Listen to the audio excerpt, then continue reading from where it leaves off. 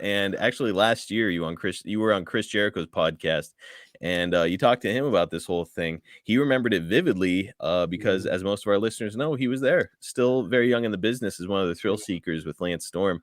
Do you have any recollection of being around a young Chris No, Jericho? no, I don't. What about other No, guys in the locker room? Did anybody stick out?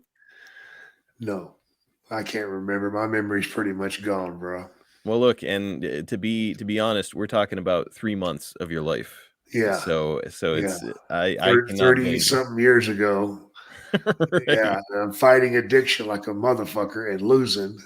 Right. So we're gonna be Ugh. missing probably a couple. I'm sure you shook Jericho's hand and probably Oh talked to him yeah. and all that Well, shit. But who remembers? well, who knew that Chris Jericho would someday become probably the most powerful man in wrestling?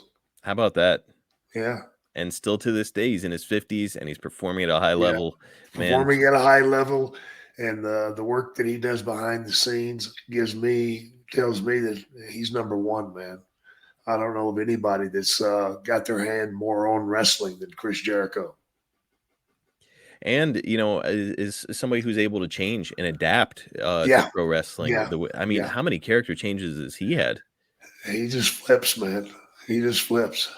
It's incredible. Nicknames, he's got finishing Yeah, maneuvers. It's yeah. the dude just continually evolves. You got to take your hat off to him. Well, that's what makes him interesting. You never know what he's going to do next.